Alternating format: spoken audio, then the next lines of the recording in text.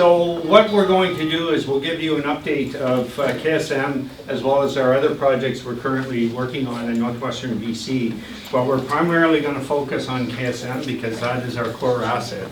And it's quite a story. As I've indicated, I've been with the company for 15 years and I was hired to assist the company taking the project to the environmental assessment phase of the project, and obviously beyond. So I was hired in March of 2008, and as you can see, it's been quite a journey since then. Seabridge Gold is a mid-tier mining development company. We have 5 main projects. KSM is our core asset. We also have Iskut in northwestern BC. We have Courageous Lake in the Northwest Territories. We have 3 ACES and the Snowstorm project in BC, okay? Interestingly enough is that the KSM project is Canada's and the world's largest undeveloped gold deposit, and Courageous Lake is Canada's second largest undeveloped gold deposit. So we do have some significant projects in our portfolio. Seabridge has been in existence, I think, since 2002. So what is KSM? KSM is a proposed gold copper mine located 65 to 70 kilometers due north of Stewart. We are located here. We're along Highway 37, which I'm sure all of you are well aware of, and we're very close to the Bell2 ski lodge.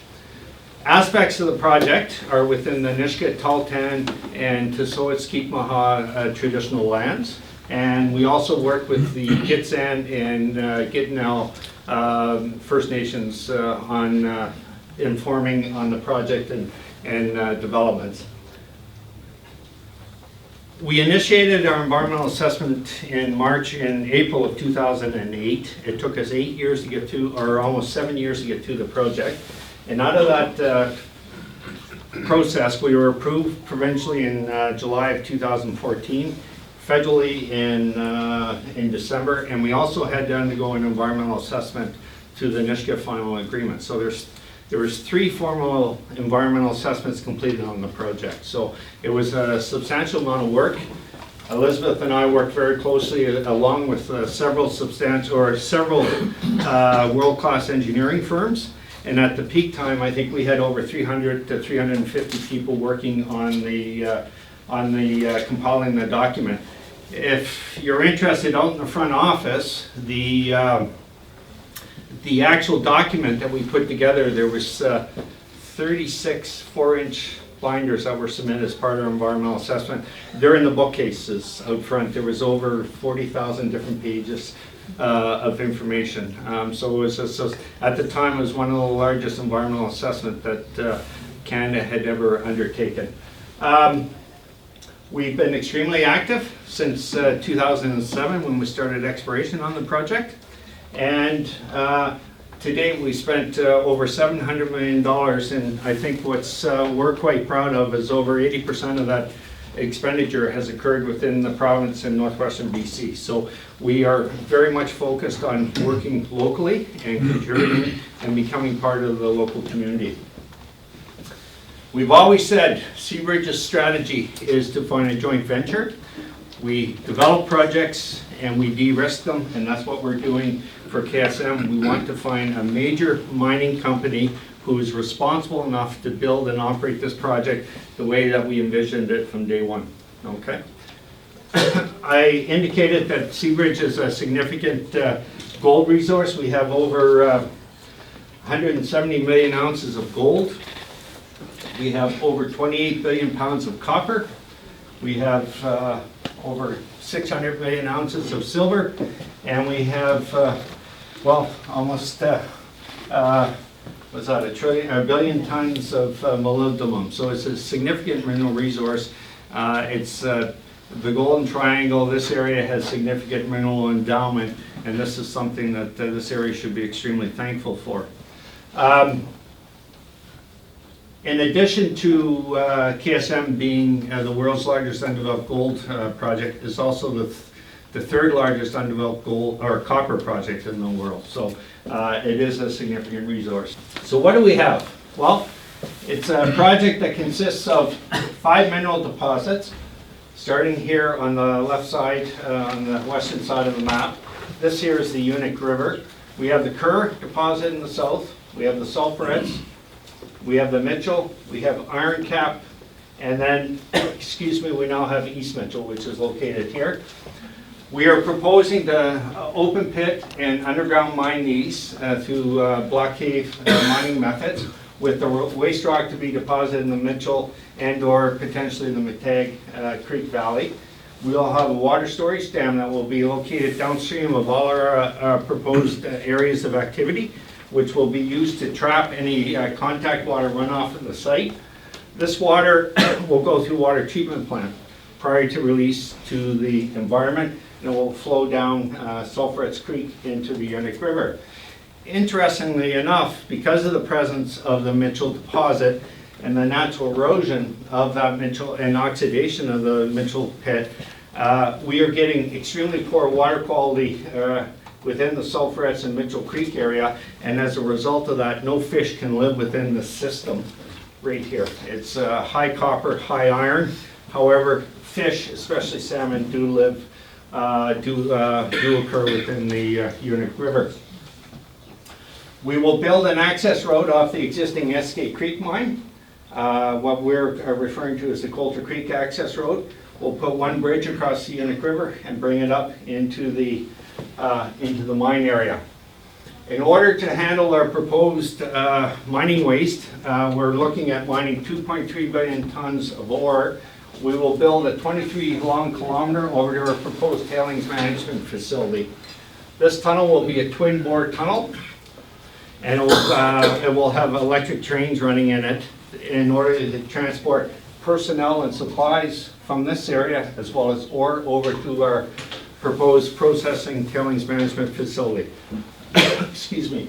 With the 2.3 billion tons of ore, we have over 73 years of proposed mine life at this current time. There's a significant amount of other additional mineral resources that could potentially be added to the mine life at a later date.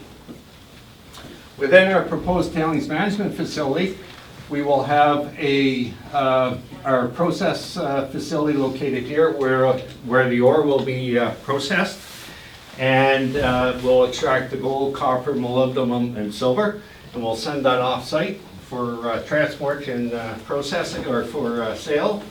The waste, which will be sand, will be deposited into our tailings management facility. We will have 3 cells. We'll have the north cell, which will handle the waste from the first 23 years of mine life, or the first half of mine life. We will then move into what we call the center cell in order to, for the last half of the mine life.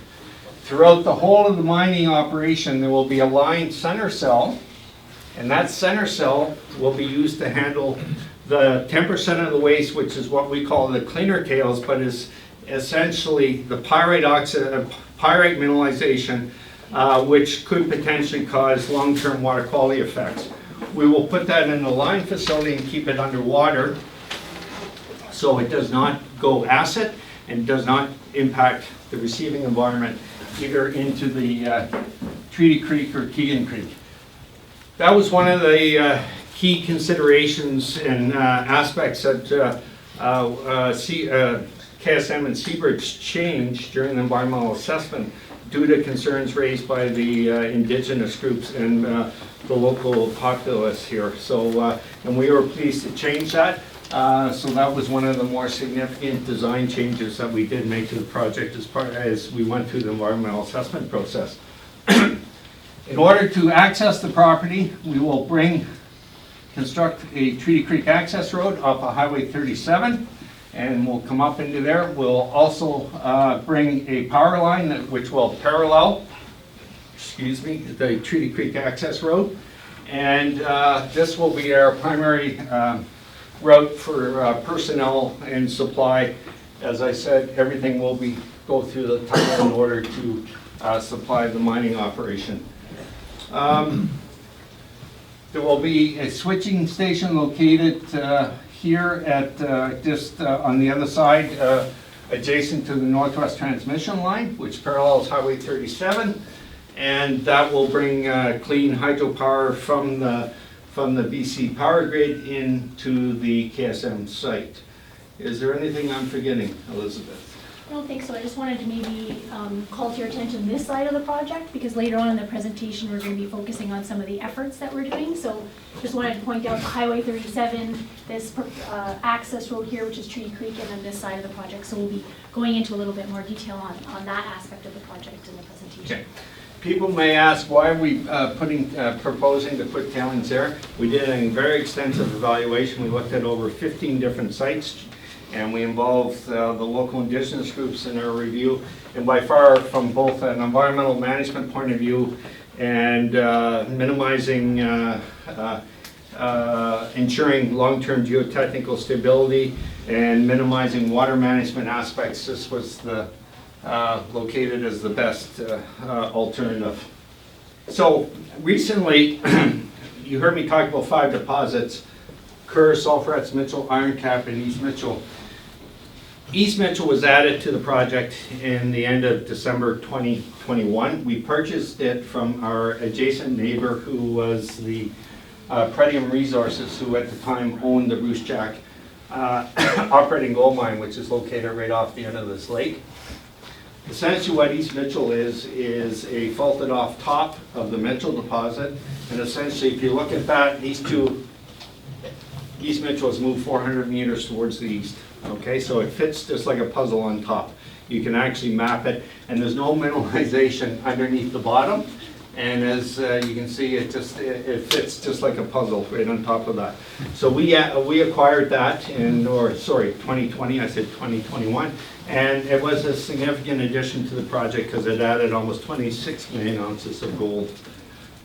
You heard Elizabeth say she's been with the Seabridge for 12 years. I've been with the company for 15. You can see that it's been quite a story. We could write a novel on what we've been doing here. Seabridge acquired the project in 2000. We started exploration drilling in 2006. And actually in 2007, they basically discovered the Mitchell mineralization, and our geologists at the time said, wow, we're on to something significant here. And that's when the decision was made to start expanding the team. I was brought in to help with the community affairs, the environmental side of things, and we've been working it ever since. You can see that we identified additional resources with identification of deep Kerr. We found the down dip extension or down plunge extension of Iron Cap.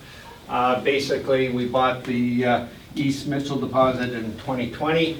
You can see our environmental assessment process were approved in 2014. We worked through several federal permits after we acquired the EA approvals, most significantly what we call our Schedule 2 amendment, where we're allowed to now deposit waste into fish-bearing waters. We've acquired additional fisheries authorization. So basically where we're at right now is we're at this point, and we're undertaking what we call our substantial start activities, where we're working towards, we've initiated early stage site construction activities in order for us to lock in our environmental assessment certificate, which has a term limit, and we're also doing this work so that we can attract a joint venture partner. Because we have a significant mine life, KSM will be an economic anchor, we believe, for northwestern BC. I think you're starting to see some of the activity, the amount of money we're pouring locally into the economy over the last 15 years. So basically, over the life of the project, we're looking at spending approximately $55 billion on both capital and operating costs. You can see that directly there will be almost $48 billion injected into the BC economy. It will be a significant generator of jobs. During construction, we're looking at around 4,600 indirect, around 1,600 direct jobs. So that's for the 5 to 6 year proposed construction timeline. And then during operation, we're looking at 1,400 direct jobs and another 4,000 indirect. And what we like about the project is that it'll be a multi-generational project. hopefully your kids and your grandkids will be able to work there. And my last slide before I turn it over to Elizabeth, has been one of our core aspects of our business has been working very closely with the local communities as well as our indigenous partners. I think we're extremely proud of the work we've done. It's never ending, and I think it's a relationship that's been developed on trust and respect. We don't always agree, but when we disagree, I think we are at the point where we can have meaningful discussions about our differences of opinion. So I think what I would like to highlight the fact is that we have negotiated benefits agreements with the Nisga'a and Tahltan nations. And most recently in January of this year, the Tahltan and the Nisga'a announced the formation of the Treaty Creek Limited Partnership so that they could maximize the amount of employment or the amount of contracting opportunities they could secure from the development of KSM, and that was significant good news for us. We have received a letter of support from the Gitxsan Hereditary Chief's Office. Thank you, Cliff. And we do have capacity funding agreement in place with the Gitxsan. We have signed a Gitnao Wealth Sustainability Agreement, and we have hosted and funded traditional knowledge studies throughout the life cycle of the project to date. We rely on events such as tonight, local newspapers, radio, Facebook in order to get their message out, and we're always willing to answer any question or address any concern that you may have. And I think the other thing we're extremely proud of is that we are proud supporters of scholarships for local youth in northwestern BC, and you'll see Elizabeth talk about some of that. So with that, thank you very much. I will now turn it over to Elizabeth. So we just thought we'd take an opportunity just to share with you some of the events and milestones that we've had on the project over the years. So obviously we're really pleased to open up an office here in Terrace in 2002, so that would be essentially last summer. We have had an office in Smithers since 2011. And we're proud to have a local presence within Northwest British Columbia. We feel as a company it's important for companies to be present so that we can understand the businesses that are in town, the contractors that are in town, and to maximize the amount of local employment also. So that's why we've made it a priority to have offices both in Smithers and Terrace. We did host a virtual open house. We always look at ways to try and make sure we're sharing as much information as possible. So obviously we're really happy that so many of you here showed up tonight. And we always look at different avenues to share information such as social media, open houses. We'll be at the Terrace Chamber thank you, trade show. That's what I was looking for here in 2 weeks' time. So we'll also be there in case you guys wanted to come and find us. We have also presented in 2022 to the City of Terrace, and as Brian was here earlier, we'll also be into the town or the City of Terrace to provide the new council another update on the project. We did an independent perception audit. We always like to understand just generally, not everybody agrees with mining, we understand that, but we wanted to understand how Seabridge Gold and the KSM Project were within the general public in Northwest BC, and at that survey we found that about 58% of Terrace residents either strongly supported or supported the KSM project, so that we felt to be a good number. Obviously we always look to improve upon it, but we were happy with those results. As Brent mentioned, we try and attend a lot of community workshops, open houses. We often do site tours also for various leadership. Last year we had Carol Clark and Sean from the City of Terrace up to our site so they could understand what our project looks like, and also so they can communicate it back to interested members of the public. And of course, we always actively seek feedback, so obviously we hope you'll engage with some of our staff here tonight, but if not, we also have a lot of things on social media, email addresses, etc. if you ever have any feedback that you'd like to give to us. And then of course, CFNR, Terrace Standard, etc. We try and use those whenever possible. And just that we did, when we were going through the environmental assessment, we did have a letter of support from the mayor at that time for the project. So we were pleased to receive that. So a little bit about some of the community development. Brent obviously commented that we do feel it's important to support the local communities in which we operate. We try and focus a lot on health, training, and wellness within the community groups. So that's where we try and spend some of our community dollars. This is just an example of some of the community groups that we have supported over time. And we do also have something on our website where you can go in and fill a donation request in case you are looking for contributions for a community group. We welcome new ideas on that. Just a little bit on some local employment and contracts. So right now, currently, we work with a little over 15 companies in Terrace on our project. This is just an example of some of those businesses. I'm imagining there might be a few questions around business opportunities, contract opportunities on our project. That's a frequent question that we get asked. We do have a business registration form on our website, so we would encourage anyone that is looking for opportunities on the company to go to that website and register your business. On your way out, you're going to see some little QR codes just on the wall. That'll take you right to our business registry. Our team is growing now that we're starting these early stage construction activities. So when Brent and I first started, we had 15, 20 people within the company, and we are slowly starting to grow. So to make sure that they all understand the local businesses that are here, the services that you provide, we have started this business registry. So we find there's going to be a lot of value if you can go onto that website and register your business or contracting company. So we're excited about this new space we have here in Terrace. As you can see, this is a sort of a crew room that we have to training for some of our folks that are going up to site. And we are really excited about this office. So currently, right now, we have 7 full-time employees in Terrace. And over time, hopefully that number will grow, but we're at 7 for right now. And of course, current job postings can be found on our website.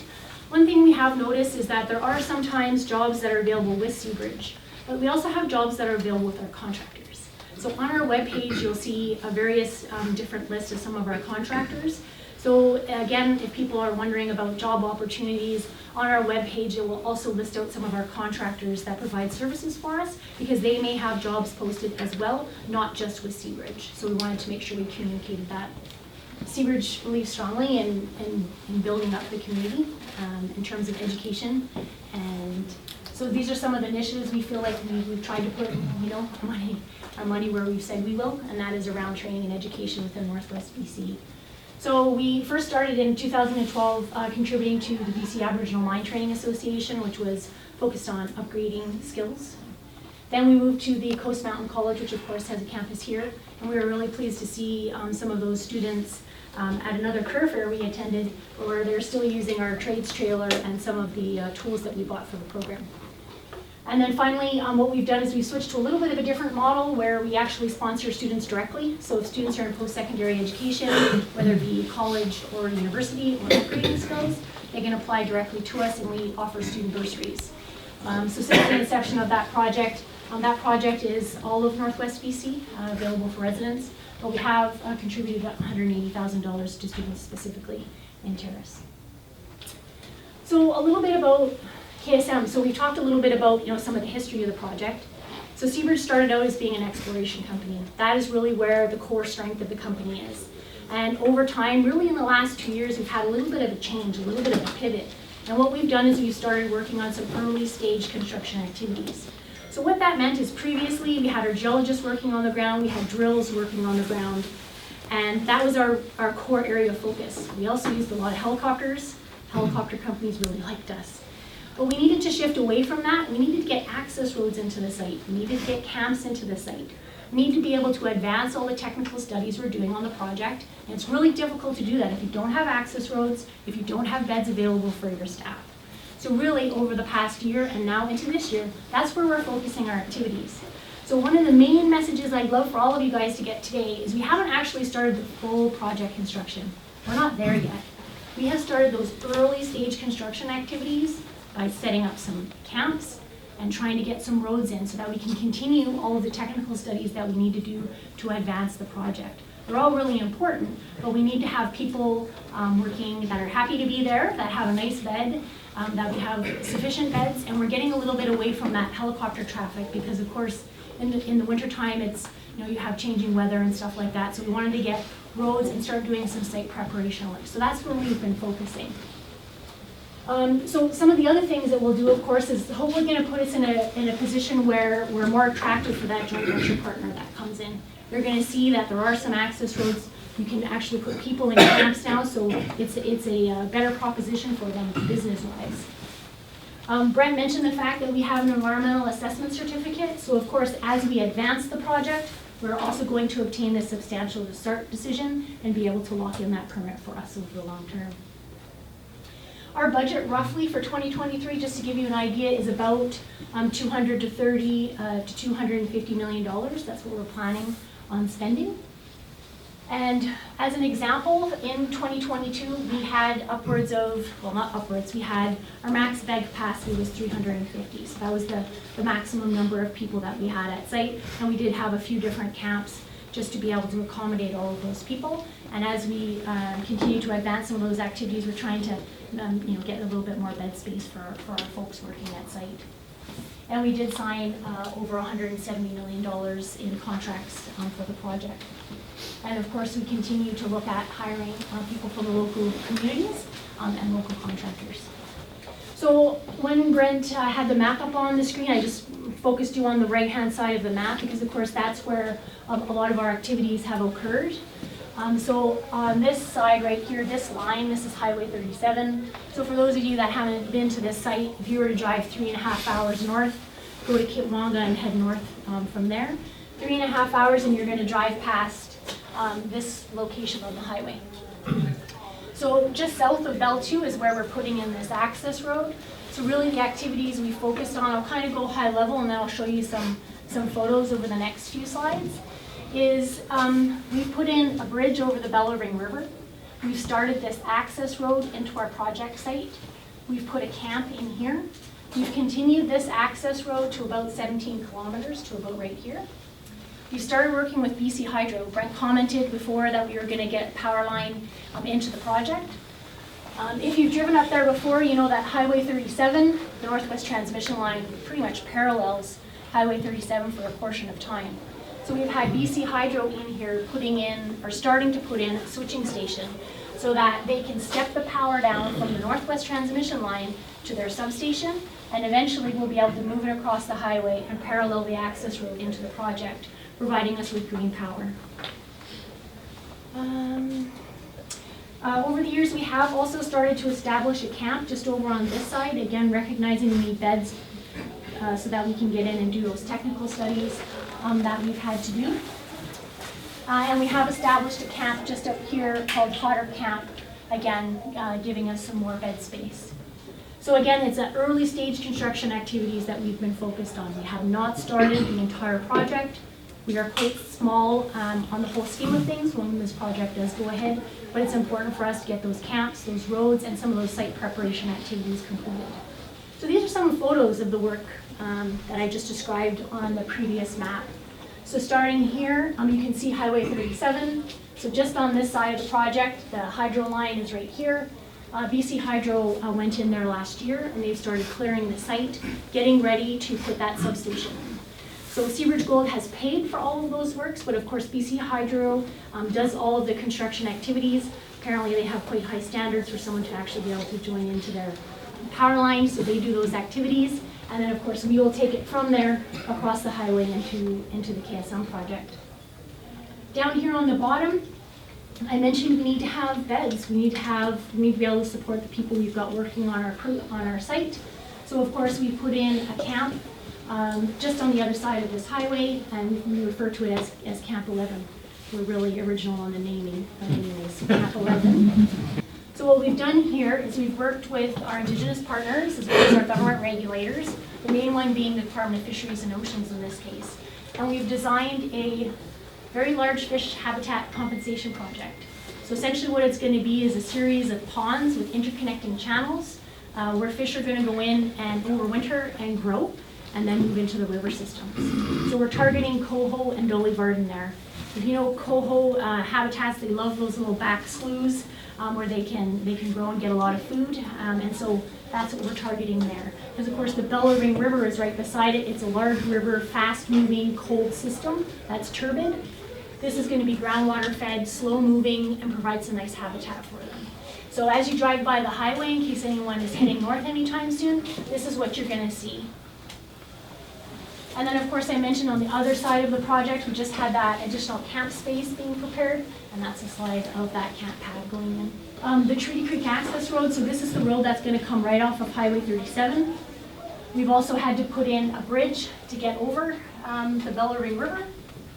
And then of course one of our large activities that we have on the project is environmental monitoring. We have environmental monitors that are on all aspects of the project, following along the construction activities, making sure that we have the best environmental mitigation practices in place for the project.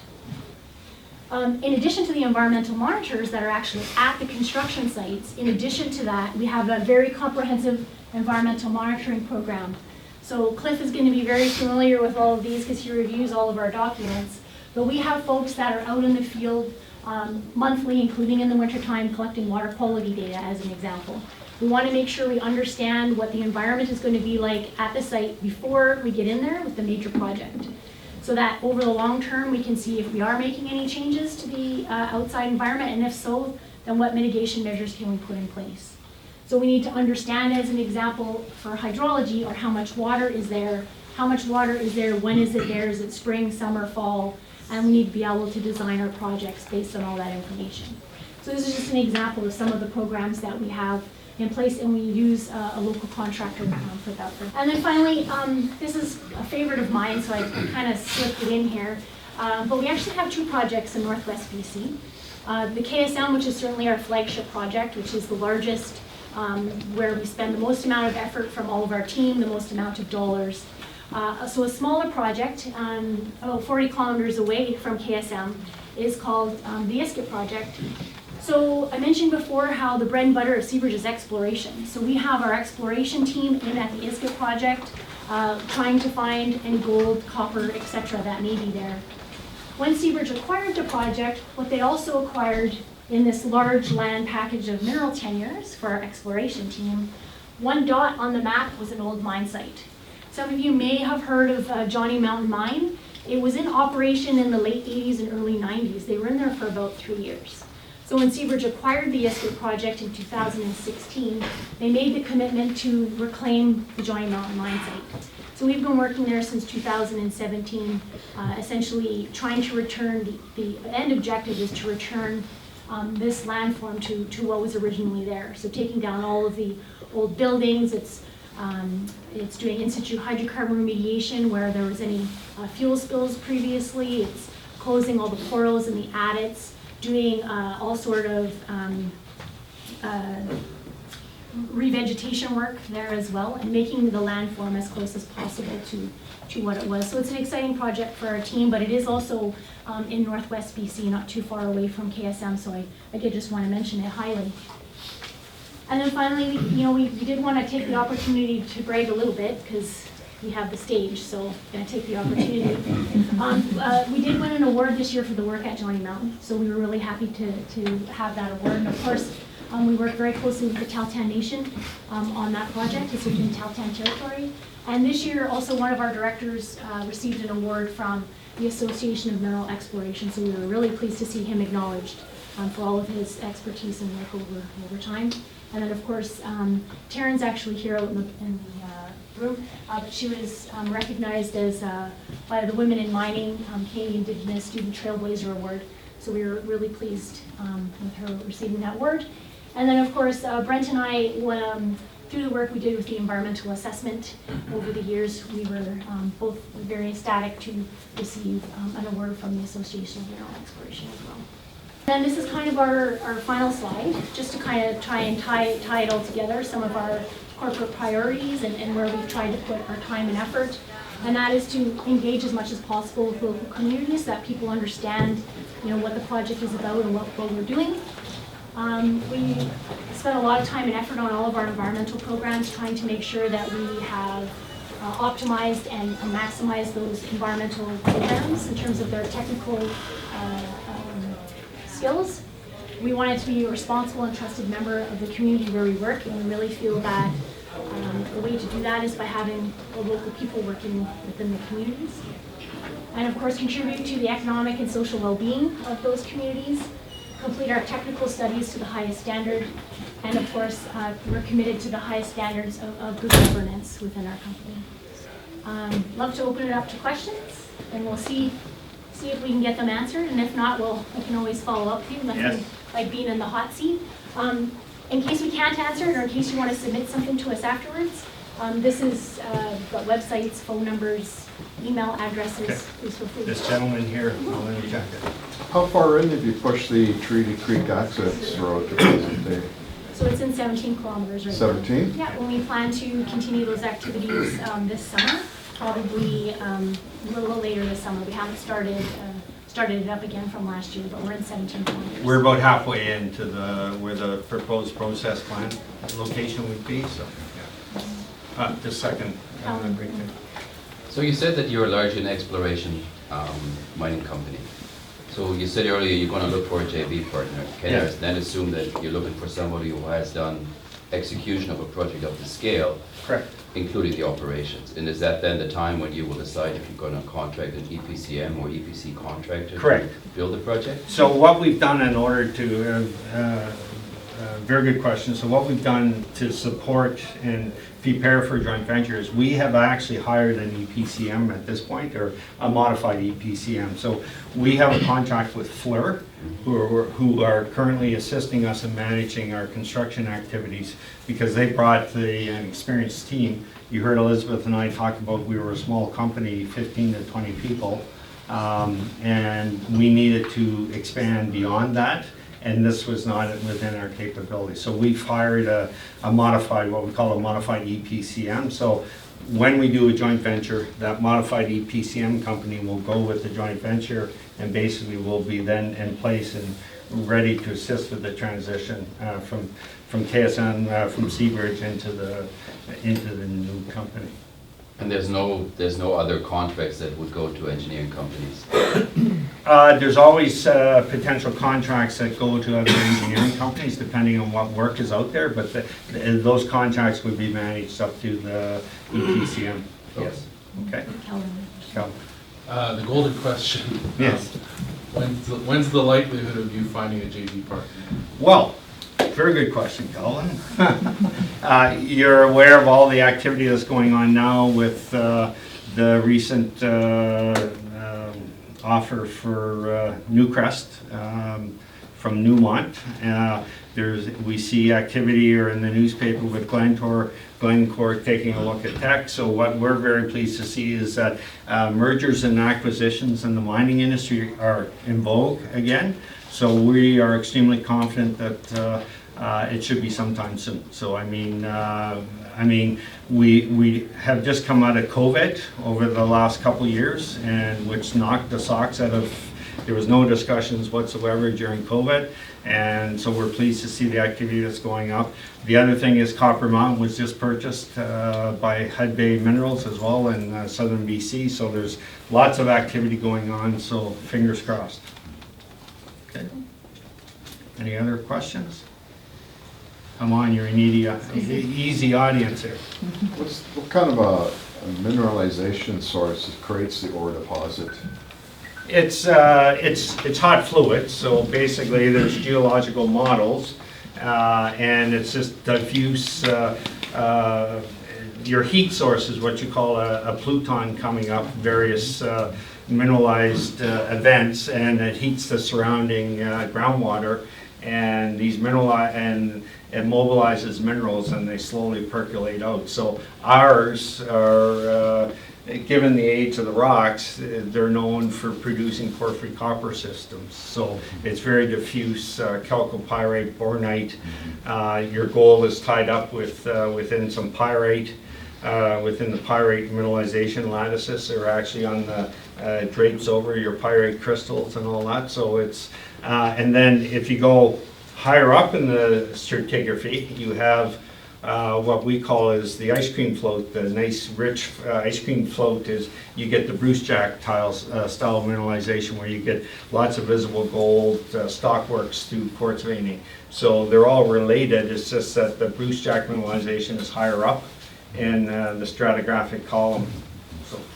So it's mostly porphyry deposit, and not so much quartz veining and Wait. shear zone faults. Correct. So you're looking at a typical low gold Archean style mineralization. We're not that. No, we're porphyry copper Okay. type. So low grade, but massive amounts. Yeah. Okay. Whereas the other ones are higher grade, smaller tonnage. Yeah. So yes, sir. What would be the final location of where you will basically take the rough ore and break it down and finalize it and pour the gold and silver? What would that be? Well, we'll actually produce a gold doré at site, and then it'll be trucked down to Stewart and then shipped off wherever. The copper will probably end up going to a smelter somewhere along the Asian rim. I would have said China, but given the geopolitical climate these days, it probably won't be China, but who knows? But there are no copper refineries within Western Canada, I don't think, so. What about the gold? The gold will be shipped to wherever. At this point, I think that would go to someplace along the, it depends which company, who's their JV and what their existing relationships are. But so probably somewhere along the Asian Pacific boundary. One more question. Yes. Could you repeat again the length of that twin tunnel and the approximate cost of that? 23 kilometers, okay? And the approximate cost is, total is around $1.1 billion, with direct costs of 600 million and indirects about 400 to 500. Doug, am I close? Yes, so there we go. Yes, yes, sir, in the back, yep. What would be an Oh, sorry. example, Go ahead. what would be an example size of crew? How many passengers would the train bring from the Treaty Creek access to the site? What would be an example crew size of, let's say, a full train load? Well, it'll depend on the number of cars, and I think right now with our design, we have probably 4 to 5 cars, so it'll probably be, say, approximately 50 people per crew shift, maybe a little bit more, depending. Yeah, so, but don't forget, we're gonna have a camp over on the mine site, so there won't be that constant, so it'll be, like, we'll probably do a 2 and 2 or whatever the rotation is, so. But each car will probably be, say, 25 passengers, and then, so, depends. Yes, sir. So would you be looking for this project, set up project that Liz was talking about, would you be looking to hire like right out of high school, or are you looking like more for a college course type? Sure, I can talk about education and training. So I did talk about the student bursary program, so we do have that available. And we actually have a really nice handout on our website, and it looks like a tree, okay, on the front. And the way we have it broken out is when you are at just at the bottom of the tree, where the green branches are, and maybe say grade 10 or grade 12, there are certain jobs that are going to be available to you. As you go higher up on that tree, you get college training or a college diploma or a university degree, then additional job opportunities will open up for you. Alright. So I think there will be opportunities coming out of high school. They just won't be as frequent, right? Because there's not going to be as many of them. There's going to be a lot of technical disciplines that are going to be required. And we recognize that as a company, and so that's why we've got that student bursary program, understanding that we need people to go and get, college degrees and university degrees, and so that's why we're trying to put our education dollars to encouraging people to go into those trades and degrees, because we are going to need a lot of qualified people there. All right, perfect, thank you. Yes, sir. Yeah, Clive, Bartlett, with Vericly Industries and Colith Enterprises, both the Teltan and Niska Corporation. Yes. There are 2 now. Okay. So, anyway, Rick McLean is our Yes, partner. okay. Yeah. So, but I just really encourage you, and I see, that you are attempting to work with local as much as you can. And I think that's really encourage you to do that. We're finding in this region, there's over $70 billion worth of investment happening right now. Yes. And it's 70% of the investment in BC is happening up in our area, Okay. in the northern area. Yes. So we're finding fatigue right now. There's so many projects, and you've gone through your EAs on your project, and everybody else has. And when you combine them all together, there's many combined effects that create fatigue in our Yes. local economy. Yeah. And unless we can be working in your industry, making $50 an hour, and whatever it is, for our local people, the impacts are greater than the benefits. Yes. So, we're finding that our seniors can't afford to live here. Our Okay. students can't afford to go to school here. $2,000 a month for a two-bedroom Yeah. house, $3,000 for three-bedroom. Yeah. So, and the combined effects are starting to create fatigue here. So really encourage you to keep going. And, just a little side note, we're seeing in the Niska territory combined effects that are affecting food security Okay. and our ability to do what we normally do. Yes. The Portland Canal is getting so congested now, and you've only got half the canal because the other half's American. Yes. We can't gather food there like we used to because ships are going back and forth. And then when you put the LNG facility that they're proposing right on that bend in Pierce Island, your ship would have to go around. An LNG facility the size of the one in Kitimat that's being underway. You combine all of those together and we're going to be bumped right out of No. what we've done in the past. Yeah, very good point. I think on the shipping side of things, we'll have higher volumes, obviously during construction, but during operations, we're looking at one ship a month. So very, very low, but no. You're one of 10 mines that are developing. Exactly. You combine that with LNG, and you've got Potentially, yeah. not just the ships, you've Yeah. got the pilot boats, the tugboats, the Yeah. cruise, all of it. And Ron, really appreciate your comments. And Yeah. I mean, I think that's a large benefit of us having people from the local communities working for our company. Yeah. Because then they can communicate that 100%. information into our Yeah. company as well, so Yeah. that we have an understanding of the needs and the wants of the community. So we Mhm. appreciate your comments. Yeah, thank you. Thanks. Yes, sir. So the early construction stages that you guys have started, are you using local contractors or is that construction that you guys are doing yourselves? The helicopter aspect of it? No, the early construction, No, of the early putting the road construction. in and everything, are you guys doing the construction yourselves or do you have contractors? We have contractors that are doing the work for us. So right now, the Tree Creek Access Road was being constructed by Brawny Creek Lomera Joint Venture Partnership with the Michigan Nation. And then Coulter Creek Access Road was a joint venture between the Talton and Pelly Construction. So, yes, so we're, like I said, we identified, we're looking at trying to ensure the vast majority of our contracts go local, and we're really focused on that. So, okay. Yes? Do you have an approximate start date for the construction of the tunnel? At this point, no. It will depend on our securing a joint venture partner and then completion of feasibility study. So at this point, it's hard to say. So no definite date, no.